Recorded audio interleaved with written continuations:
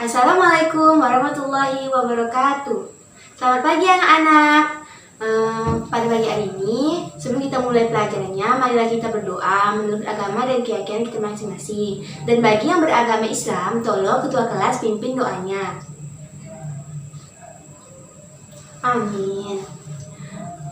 Sebelum kita mulai pelajaran pada hari ini, marilah ibu absen dulu ya. Siapa yang tidak hadir di sini? Oh, hadir semua ya? Oke. Kita ada yang tahu kita mau belajar apa hari ini? Sebelumnya, ibu absen dulu ya. Siapa di sini yang nggak masuk kelas ini? Oh, hadir semua. Alhamdulillah, semuanya sehat. Ada yang tahu kita mau belajar apa hari ini? Ya, betul. Hari ini kita akan belajar tentang manusia sebagai makhluk individu dan sosial.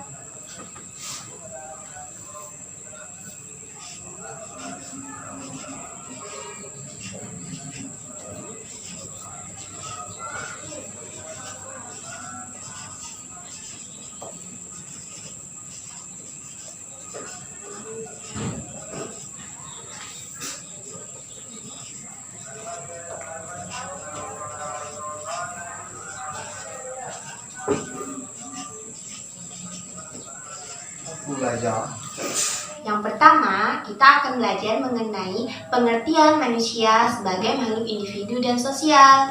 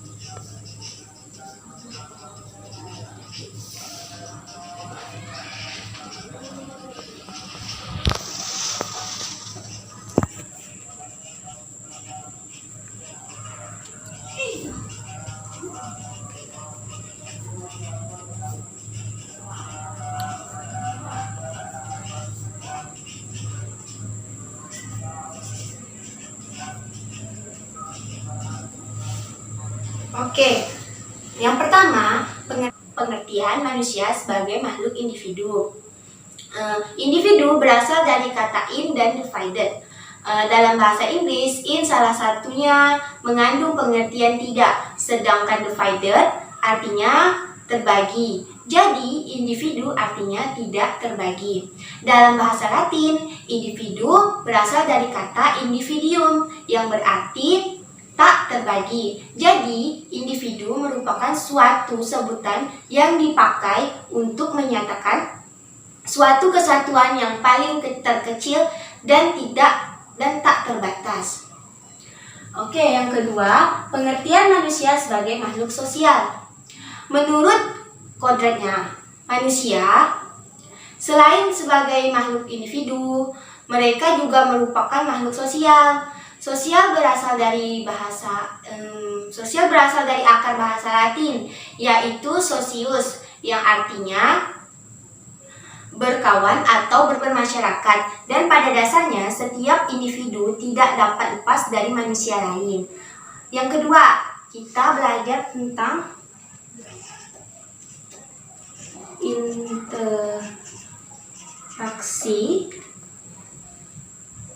interaksi sosial dalam kehidupan manusia sebagai makhluk individu dan sosial.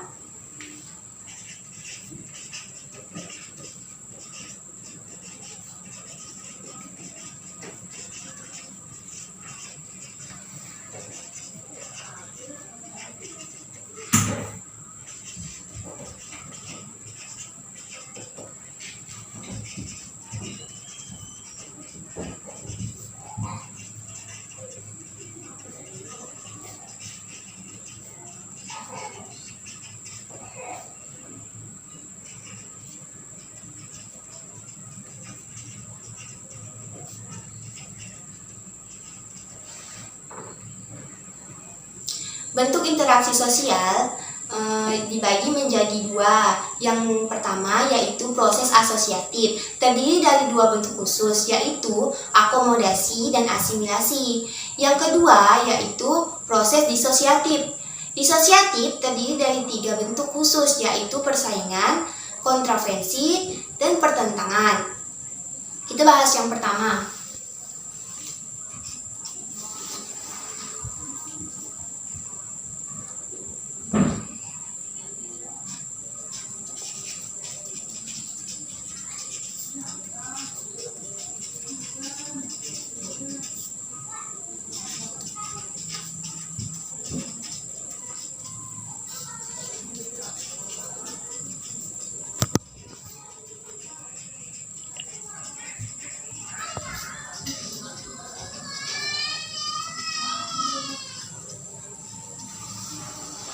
Yang pertama, bentuk interaksi asosiatif. Asosiatif kan ada dua. Yang pertama, kerjasama. Kerjasama merupakan salah satu bentuk interaksi sosial yang sering terjadi di masyarakat pada umumnya. Kerjasama menggambarkan sebagian besar bentuk interaksi sosial, dan setiap bentuk interaksi sosial dapat ditemukan pada setiap kelompok manusia. Kerjasama timbul karena orientasi orang perorangan terhadap kelompoknya atau kelompok lainnya. Ada tiga bentuk kerjasama yang biasa dilakukan. Yang pertama, bargaining, yaitu pelaksanaan kerjasama atau perjanjian antara dua organisasi atau lebih mengenai pertukaran barang dan jasa.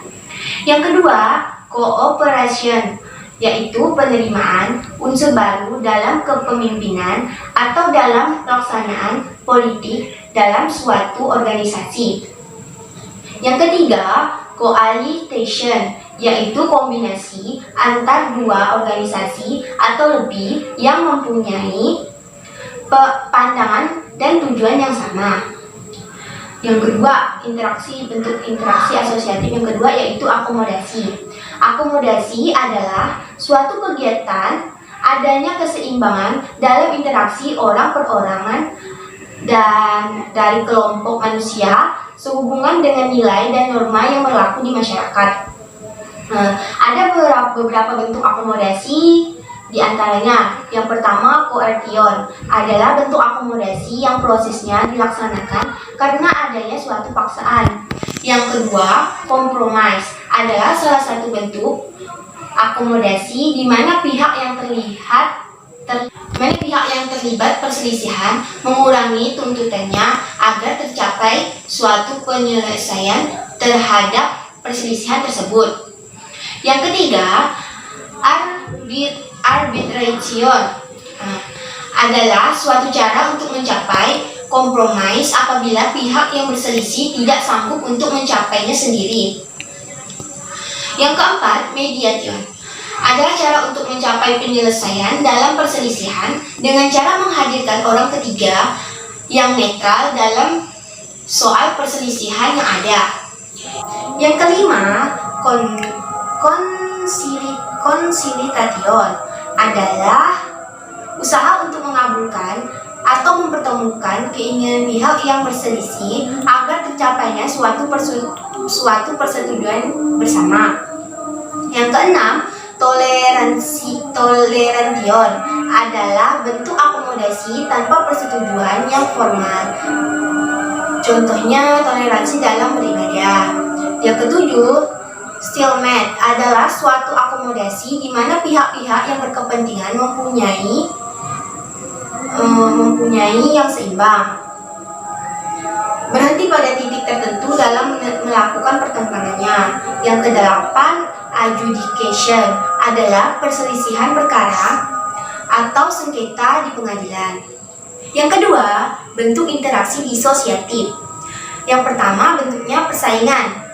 Persaingan adalah bentuk interaksi sosial yang dilakukan oleh individu atau kelompok untuk memperoleh keuntungan tertentu baik bagi dirinya maupun kelompok dengan cara menarik perhatian atau mempertajam prasangka yang telah ada tanpa menggunakan kekerasan.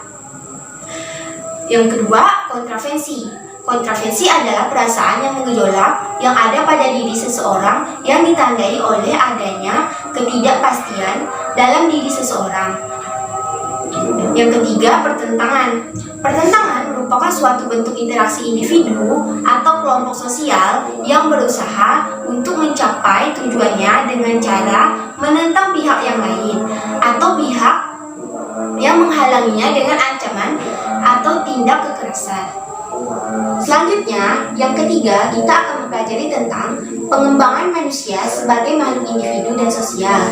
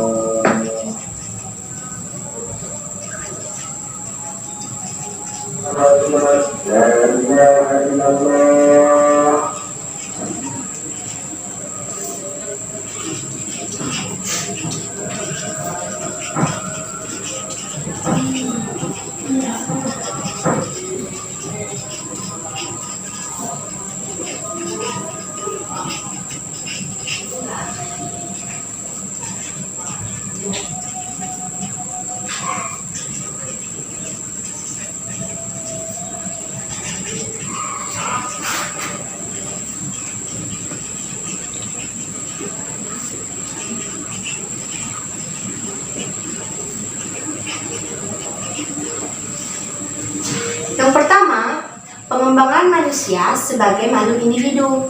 Sebagai makhluk individu yang menjadi satuan terkecil dalam suatu organisasi atau kelompok, manusia harus memiliki kesadaran diri yang dimulai dari kesadaran pribadi. Di antara segala kesadaran terhadap segala sesuatu, kesadaran diri tersebut meliputi kesadaran diri di antara realita, self-respect, self-narcissisme,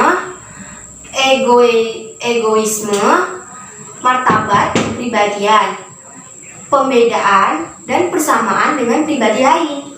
Khususnya, kesadaran akan potensi-potensi pribadi yang menjadi dasar bagi self-realization. Sebagai makhluk individu, manusia memerlukan pola tingkah laku yang bukan merupakan tindak instinktif belaka. Manusia yang biasa dikenal dengan Homo sapiens memiliki akal pikiran yang dapat digunakan untuk berpikir dan berlaku bijaksana. Dengan akal tersebut, manusia dapat mengembangkan potensi-potensi yang ada di dalam dirinya seperti karya, cipta, dan karsa. Dengan pengembangan potensi yang ada, manusia mampu mengembangkan dirinya sebagai manusia seutuhnya, yaitu makhluk ciptaan Tuhan yang paling sempurna. Pengembangan manusia secara perorangan pun melalui tahap-tahap yang memakan waktu puluhan atau bahkan belasan tahun untuk menjadi dewasa. Upaya pendidikan dalam menjadikan manusia semakin berkembang.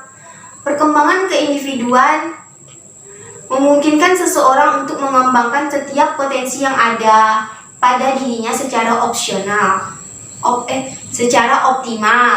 Itu pengembangan manusia sebagai makhluk sosial. Dalam berhubungan dan berinteraksi, manusia memiliki sifat yang khas dapat menjadikannya lebih baik. Contohnya, kegiatan mendidik. Kegiatan mendidik adalah salah satu sifat yang khas yang dimiliki manusia. Menurut Immanuel Kant, mengatakan manusia hanya dapat menjadi manusia karena pendidikan. Jadi, jika manusia tidak dididik, maka ia tidak akan menjadi manusia dalam arti yang sebenarnya. Hal tersebut terkenal luas dan dibenarkan oleh hasil penelitian terhadap anak telantar. Hal tersebut memberi penekanan bahwa pendidikan memberikan kontribusi bagi pembentukan pribadi seseorang. Dengan demikian, manusia sebagai makhluk sosial berarti bahwa di samping manusia hidup bersama demi memenuhi kebutuhan jasmani dan kebutuhan rohaninya. Yang keempat, kita akan mempelajari tentang fungsi manusia sebagai makhluk individu dan sosial.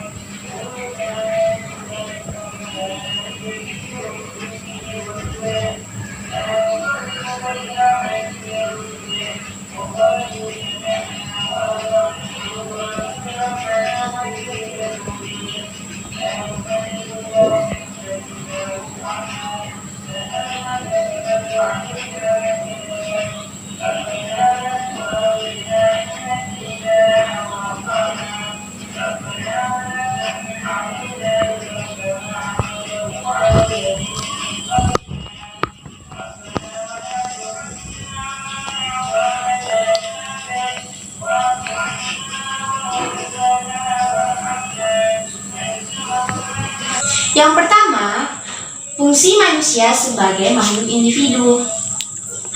Dalam bermasyarakat, individu memberikan fungsi positif dan fungsi negatif. Fungsi positifnya antara lain, yang pertama perlu dihargai harkat dan martabat dari seorang manusia. Yang kedua, adanya jaminan akan hak dasar setiap manusia. Yang ketiga, berkembangnya potensi-potensi diri yang kreatif dan inovatif. Sedangkan individu juga dapat memberikan fungsi negatifnya, antara lain tumbuhnya sifat individualisme dan egois di dalam hidup bermasyarakat. Yang kedua, lunturnya simpati, empati, dan gotong royong di dalam kehidupan bermasyarakat. Yang ketiga, penuh persaingan, akibatnya masyarakat tidak tertib atau perseteruan. Yang kedua, fungsi manusia sebagai makhluk sosial. Fungsi manusia sebagai makhluk sosial antara lain, yang pertama, melakukan interaksi dengan manusia lain. Yang kedua, membentuk kelompok-kelompok sosial. Yang ketiga, menciptakan norma-norma sosial sebagai tata tertib kehidupan berkelompok. Dalam kehidupan masyarakat, seseorang individu dalam bertingkah laku menurut pola pribadinya ada 3 kemungkinan. Yang pertama, menyimpang dari norma kolektif, yaitu terjadi bila kepribadian individu tidak dominan sedangkan dia tidak mampu atau tidak mau menyesuaikan diri dengan lingkungannya. Yang kedua, kehilangan individualitasnya atau resesif, yaitu terjadi bila kepribadian individu tersebut lemah dan takluk terhadap lingkungannya. Yang ketiga, mempengaruhi masyarakat atau dominan, yaitu terjadi bila kepribadian individu kuat dan mampu mempengaruhi dan menaklukkan lingkungannya. Kita akan senantiasa berhubungan dengan orang lain. Fakta ini memberikan kesadaran akan ketidakberdayaan manusia dalam memenuhi kebutuhannya sendiri. Dalam berbagai kelompok sosial dibutuhkan norma-norma antara lain. Yang pertama, norma agama. Yang kedua, norma kesopanan. Yang ketiga, norma kesusilaan. Yang keempat, norma hukum. Yang pertama, norma agama adalah peraturan hidup yang diterima sebagai perintah-perintah, larangan-larangan, dan ajaran-ajaran yang berasal dari Tuhan dan bersifat mutlak. Yang kedua, norma kesopanan. Norma kesopanan adalah norma yang berhubungan dengan pergaulan manusia dalam kehidupan sehari-hari. Yang ketiga, norma kesusilaan. Norma kesusilaan adalah peraturan sosial yang berasal dari suara hati nurani manusia. Yang keempat, norma hukum. Norma hukum adalah peraturan mengenai tingkah laku manusia dalam pergaulan masyarakat dan dibuat oleh badan-badan resmi negara. Baiklah, waktu Ibu mengajar dan tidak lama lagi, tinggal 5 menit. Jadi Ibu akan menyimpulkan tentang materi kita pada hari ini. Kesimpulannya, manusia merupakan suatu kesatuan antara jasmani dan rohani. Seseorang dikatakan sebagai individu apabila kedua unsur tersebut menyatu dalam dirinya. Selain sebagai makhluk individu juga, manusia adalah makhluk sosial. Salah satunya dikarenakan pada diri manusia ada dorongan untuk berhubungan atau berinteraksi dengan orang lain. Yang satu sama lain saling membutuhkan. Untuk menjadi pribadi yang bermakhluk sosial, setiap individu dihadapkan dengan sosialisasi, yaitu suatu proses di mana seseorang belajar menjadi seorang anggota yang berpartisipasi dalam masyarakat. Sampai di sini saja pelajaran kita pagi hari ini. Dan sebelum Ibu mengakhiri pelajaran pada pagi hari ini, marilah kita sama-sama membaca hamdalah. Alhamdulillah. Assalamualaikum warahmatullahi wabarakatuh. Kita sampai bertemu lagi minggu depan.